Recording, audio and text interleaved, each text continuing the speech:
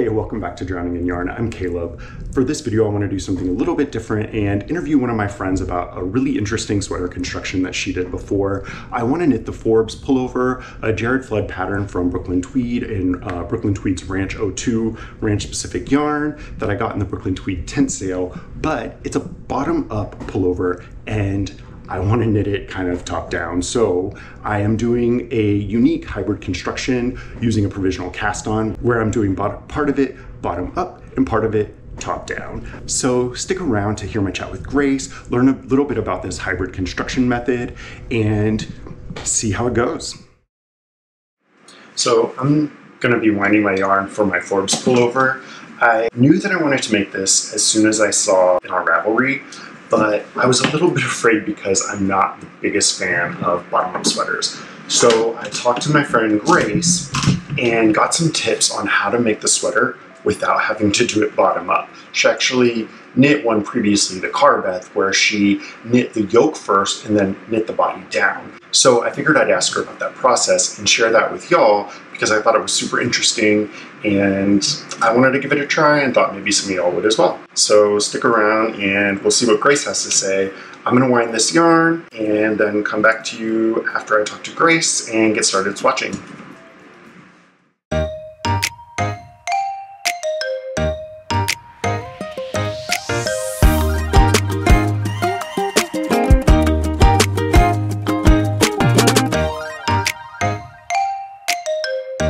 So before we get into the video, hit that like button if you're enjoying this video while you're watching it, and hit that subscribe button if you want to see more of my content coming up.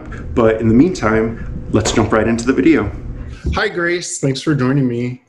Hi, it's great to be here. I'm so excited.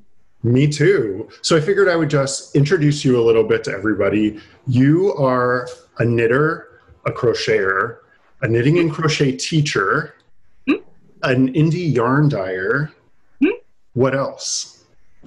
Now I'm a guest on a really cool YouTube show. I love it. How long have you been knitting and crocheting? Or I guess which one was your first? So I technically crocheted first, but I really learned to knit in college. Our RA thought that it was going to be a way to keep us from drinking in the dorms, and it did not. But yeah, so that's when I learned to knit, and didn't get into it right away until I moved to Chicago. And then I was like, wow, I have kind of a hobby, but no friends. And my husband was like, hey, check out this website. And it was meetup.com. And that's how I made all my friends in a knitting group. Through knitting? Yeah. How long have you been in Chicago? Oh, what's today? The 8th? The 7th? Tomorrow is 13 years. Wow, that's awesome. Yeah. That's so cool. Okay, so then you started knitting in college and then you started teaching when? I started teaching in my knitting group in 2010. Started with just super basic beginning knitting and beginning crochet. So it's been a while though. Yeah. And now you're about to teach everybody because what I really wanted to have you on about was what was it? We were on Knit One Live, the live Instagram show, I think it was, and you said, I said something or I left a comment about how I did not like bottom-up sweaters, and you said, just do a provisional cast on and knit the yoke. Yeah. And you've done this before. I have my Carbeth, actually. Okay. Can you show us how you constructed it? Yeah, totally. So let me just fold the neck down so it's cute. So it's super cute. I love the color. Thanks. Cranberries and raspberries are like my jam. These are my favorite. So this is supposed to be constructed from the bottom up. Okay. And when you get to the divide for the sleeves, you actually put your body on pause, knit your sleeves, and then attach your sleeves to the body. So all of a sudden you've got a billion stitches like you would if you were doing yoke, top down yoke. Mm-hmm. So now, but then also your sleeves are done. So I did like that. And then you just knit your way up. Right. And do all decreases, which is super cool because then it's getting faster and faster every row. But do like this, what? I said I do like that. Yeah. But this sweater, the designer, Kate Davies? Yeah, she's very petite, and she made this a crop sweater, and I am neither of those things. I am not petite, and I do not generally like a sweater that is super cropped. So I wanted to make sure that I could knit the length of the body either till I ran out of yarn, or until it hit me in the middle of my hips where I like it the most. So I did the provisional cast on, and I think I did it about an inch below where you would add the sleeves on, so that I would have a little bit of structure first. Okay. So I just did provisional cast on the number of body stitches, not the full number of yoke stitches. Right. Okay. And then I knit about an inch, I think, and then I added the sleeves in. Okay, so you did knit the sleeves first? Yes, I must have. Okay. Okay, and then you joined the sleeves. So you had an inch of body with live stitches on the bottom, joined the sleeves, had the full number of yoke stitches, and then just followed the pattern on up? Yep. Okay. I think I made mine a true turtleneck. I think hers might not be quite as tall. Okay. So I think maybe I made a small modification in that. But yeah, basically I just followed all the rules from there. And then, so then after you were done with the yoke, you could try it on and knit the body down instead of starting at the hem and knit up. Yep. And then that way you could try it on as you went. Because whenever you do, so when I did a bottom-up sweater, what I didn't like about it was exactly, I think, the same issue you were concerned about, which is I'm very particular about the length. And it was the most like scary thing for me because there was just no telling. You can't try it on, or I didn't know how to try it. I mean, was I going to put on like a skirt and pull it all the way up and hope for the best? And then I was worried about the yoke depth because I always have to add a little bit of extra. So I had to calculate exactly how many rows I had in my row gauge and figure out exactly how much extra to add. So this appealed to me because I was thinking I could start with the number of stitches for the full yoke and then knit it up. So then that way I could try it on and figure out if it was long enough after I'm done knitting the yoke up. Yeah, I don't see why not, because it would tell you how many your stitches you're reserving in the armpits anyway. Yeah. Oh, yeah. Okay. That makes sense. And then I was thinking, and tell me if this sounds crazy, after I knit the yoke up, then just knit the body down and then knit the sleeves down. Yeah, you could totally do that. Which would just require reworking the pattern in my mind, right? Like instead of the increases every however many, just do a decrease. So do the pattern backwards. So I'd have to reinterpret it a little bit. Yeah. But that doesn't sound so bad. No, and it really wasn't. And this is my only bottom-up sweater I've done so far, so I don't know if they all have you like do the sleeves right away first and attach them at the beginning. But yeah, as long as you figure out how many you're supposed to reserve for, like how many sleeve stitches you're supposed to have, how many cast on for the underarm, you know, all those little details. Detail. I could probably cast on for the underarms whenever I pick up the stitches to go back down. Yeah, that would make sense. What provisional cast on did you use, or what's your favorite? I most of the time use the crochet version, where you do a crochet chain and then you pick up the bumps along the back of the chain. Okay. And I actually meant to look at to see if there was actually notes in my Ravelry about which one I did, because there's other ways to do it, right? There's provisional onto waste yarn or a second needle, and I've heard of people doing Judy's Magic cast on, but I just feel like that would be kind of unwieldy at that number of stitches, at least for me. Yeah, I would think that would be a lot. This is a bulky sweater, so it's not like I was trying to do 400 body stitches. So I don't see why I wouldn't have done the chain, the crochet chain. Mm-hmm. What I like to do is do the crochet around my needle. Does that make sense? Oh, yeah. It's like I like crochet that. the stitches onto my needle because I'm so lazy and I don't like picking up stitches.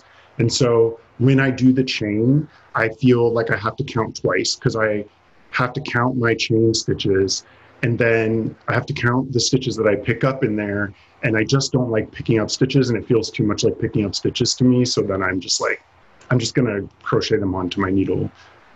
Yeah. I've seen that one. I don't know if I've actually done it yet, but that one's cool. Yeah, I like it because it's all one step. Mm-hmm. I know that this is something that I was looking and I saw that Tin Can Knits recommended this or said it was a possibility, but there weren't a lot of details. And then I was looking elsewhere online and didn't see a lot of details, but you said that this like came to you from on high, right? Like you just like... Yeah, I feel like I must have been doing something else. Like there were shawls that start provisional cast on, and I used to be a really avid shawl knitter. And so in order to make the patterns match when you're knitting from the middle out, you would do a provisional cast on. So I feel like maybe that occurred to me right in the heat of these other projects where I was using provisional cast on. So maybe I was just inspired by the other projects I was doing at the time. Okay. Yeah, I'm not really sure how that came about or occurred to me. But it worked out perfectly, right? Because there's not even like a visible line that you're knitting, because you're knitting essentially up and then down, but it's not. Yeah. Right. So the only thing, the only tricky bit is that when you go to pick up your stitches to go back down, they're typically twisted. So you have to do your first row through the back loop. Okay. And make sure you untwist them all. Otherwise, you would have a very visible line. Do you think that this is something that anybody could do, or do you think it's like a more adventurous beginner or intermediate kind of technique? Because you are, in a way, reinterpreting things. I think that if you're ready to knit a sweater and these kinds of issues give you pause, that I think you could definitely do this. Okay. I would recommend doing all those other modifications you and I just talked about, like reserving the sleeve stitches and knitting the sleeves later. Like do the rest of the pattern as written. Right. But just do yourself a favor and do that provisional cast on before the sleeves. That makes sense, because trying to reinterpret the sleeves up and all of that is going to be a lot if you aren't comfortable with kind of like, if you haven't knit a sleeve and you're like, I could knit a sleeve in my sleeve because it's just a tube with some decreases, then maybe don't try to rewrite a pattern written by. So I don't think I even told you what I'm going to do. I'm doing a Jared Flood pattern called the Forbes pullover because I got this Rancho 2 in the Brooklyn Tweed tent sale. Mm-hmm.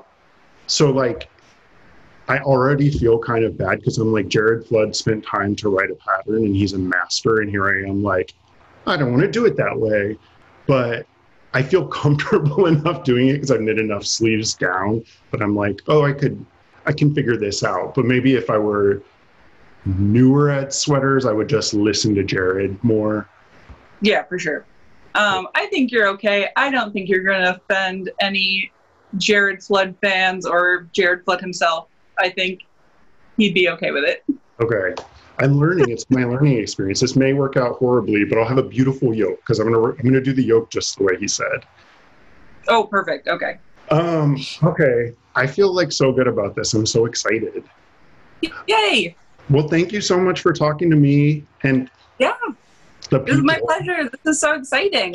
Yeah, I can't wait to show you the sweater that I'm making and to bother you with all the questions that I'm sure I will have. Oh, please do. Awesome. Thank you. Thanks. Bye, Caleb. Bye. So I finished winding my yarn and now it's time for me to swatch. If you've watched my second sweater planning video, you would have seen that I oftentimes have to kind of play with gauge because sometimes the pattern doesn't have the gauge, or sorry, sometimes the pattern doesn't have the size that I want. I usually like to have like a 41 to 42 inch circumference, closer to 41. And this time the pattern is like that. It has a 39 inch size and a 43 inch size. So I'm gonna do my gauge swatch to try to get somewhere in between those two sizes. So I really want a different gauge than the pattern calls for. I'm gonna try to hit anywhere between 41 and 42 to give myself a little bit of leeway. So for my swatch, I'm gonna use one size needle lower than what the pattern calls for, since I am trying to get more stitches per inch to hit the size that I want. So the pattern calls for a 5mm, which is a US 8. So I'm gonna start with a US 7 and see if that gets me in the gauge range that I want. Hopefully it will. I do tend to knit tighter. I think I should probably know that, but I don't know. I feel like I don't remember. So this is where, you know, writing things down would probably prove helpful, because it's not like I'm not knitting all the time.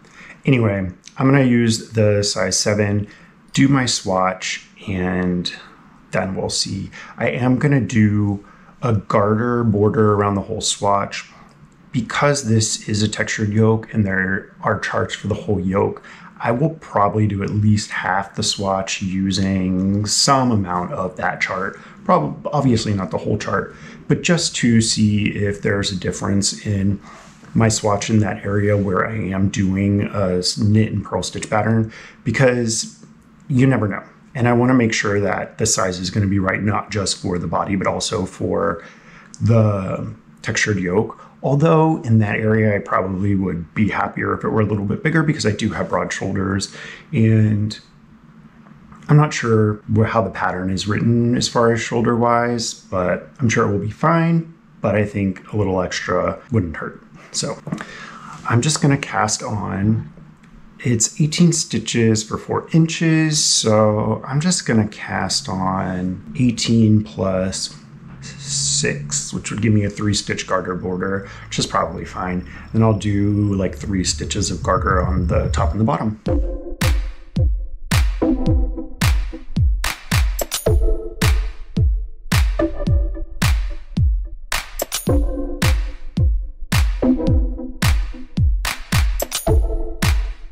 So I finished my swatch, and now it's time to block it. I will show you this swatch, but it is wild, y'all.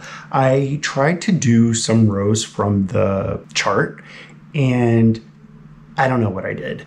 There are knits and purls, so that's all I care about for the purposes of gauging whether my gauge is off in those rows. But this does not look like the chart. I won't show you the chart because it's a big pattern, but this is my swatch. And this is definitely not what the chart says to do. Oh well, not sure what it is, but here we go. So I'm gonna take it over, fill a bowl with some water, and just leave it in there for like 30 seconds. So for doing this, I really just use just like a regular old bowl, nothing fancy. And I just fill it with room temperature water. Or cold water, really, I don't know. I just kind of put water in a bowl and then just throw the swatch into it, and I will leave it there for 30 minutes or so. I will kind of just like push it down in because I want to get all that air out and let it kind of soak up all the water. Now we'll just let that sit, and in 30 minutes we'll pull it out, squeeze all the water out, and see what we got. So last night I blocked my swatch, I pulled it out, wrung out all the water, set it out to dry, and this morning I went and measured it, and I'm completely confused how I got what I got. It is very wonky, and I measured it the best that I could and ended up with 4.3 stitches an inch about, which at that gauge, if I were to do the 43-inch size, I would have ended up with about a 40.9, which sounds great because I'm aiming for a 41-inch sweater. But because the swatch was so wonky and weird, I didn't want to trust it, so I knit a second swatch today. I blocked it, set it by a fan, let it dry out, took the gauge, and ended up at the same needle size. Both the first and the second swatch were knit on a US 7. I ended up with 4 stitches an inch, which is 0.3 stitches an inch smaller or less than the first swatch. That would have given me a 44-inch sweater, which is not going to work at all. So I didn't know what to do. So I went down another needle size to US 6. The pattern calls for a US 8, which is just a suggestion. That just means that's what the designer used to get their gauge, obviously, and everybody's gauge is different. So I'm fine with the 6, but I knit this swatch on a US 6 and ended up with 4.3 stitches an inch, which is what I got on the first one. But because this swatch is so much more uniform and it's not like this V shape that this first swatch is, I'm gonna trust this third swatch. I hate swatching, and I've already done 3 and didn't plan to do that many. So I'm sticking with this third swatch on a US 6.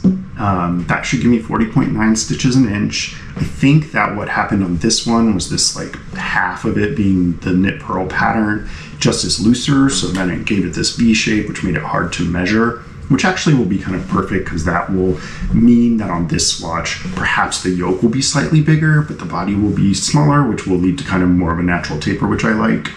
So I'm gonna go ahead and cast on with a 6 at the 43-inch pattern size, which should give me 40.9 inches because 176 stitches is what the body stitch count would be in the pattern. And that divided by 4.3 is 40.9. So that's what I'm gonna do.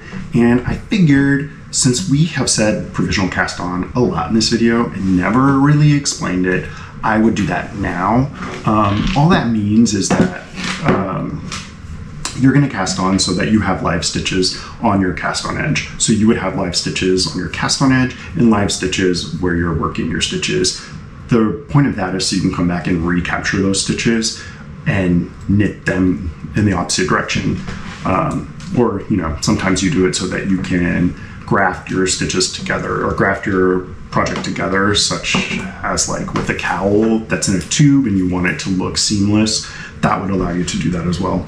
So my favorite provisional cast on, as I mentioned to Grace, is when you crochet on your stitches onto your needle. Now this isn't really crochet because all you're doing is making a chain, so you do not need to know how to crochet to do this. You just need a hook.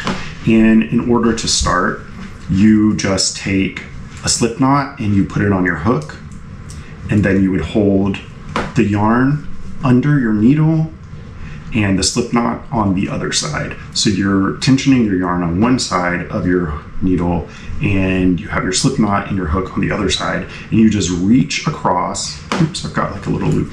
You just reach across your needle, grab your yarn and pull it through your loop. And to do it again, you put your yarn under your needle, reach across, pull that yarn through your loop, and you just keep doing that. The reason I like this, like I said to Grace, is because this is one step. I don't have to do anything else, because once I'm done with this and I have the right number of stitches, I can just knit into these stitches that are on my needle, and then on the bottom I have a chain. So whenever it's time to go back and recapture the stitches, I can just unpick the chain as I recapture the stitches. I do it like one at a time so that I don't mess anything up. I'd rather take my time on that and not lose anything. And so I will just keep doing this until I have 176 stitches, which is the number that, oh, no, that's not correct, because I am starting with the full yoke number. So I will keep doing this until I have the full number of yoke stitches, and then I'll be ready to start knitting my yoke. One trick that I like to do, I'm sure a lot of y'all do it as well, but I just put these stitch markers every 25 stitches, and where I have this many so I don't have to count every time, because I just lose track so quickly and I don't trust myself. So then as I'm going, I'll put a stitch marker at 25. Then whenever I get enough, I just count one more time to verify, and then I know that I'm done. And then you would just treat this like any other cast on. So I just am gonna knit in the round, so I make sure that there's no twists in it, so that I don't end up with like a cast on I'm gonna have to rip out and redo. And when I'm done with that, I can just start knitting into it, which I'm super excited about, because all I've wanted to do this whole time was knit, and I have not been able to because I've had to make a bunch of swatches, which for whatever reason doesn't feel like knitting. But now I can just get started with my knitting, and I'm super excited about that. I'm just gonna do one row of just all knits and then just hop right into my chart. Since I am starting with the charted section, the entire yoke of this sweater is charted with the knit purl stitch pattern. So I'm gonna do this and I will show it to y'all later. I've already made y'all sit through enough. I hope that you've had some fun, and if you've enjoyed this video, definitely leave a like down below and hit that subscribe button if you're not already subscribed, because I'm gonna do a series of videos on this sweater. Whenever I'm done with the yoke, I'll come back to y'all and we'll talk about that process, and then I'll show y'all how I plan to get started knitting the body down. And then when it's all said and done, I'll have another video where we talk about how it went. I'm committing to doing this sort of vlog on this project, but if y'all like this style, I might do it more often. So let me know what you think. Let me know if you have questions or suggestions, because I'm gonna be knitting this along with y'all. So, you know, I might need your help. But thanks for hanging out with me, and I'll see y'all later.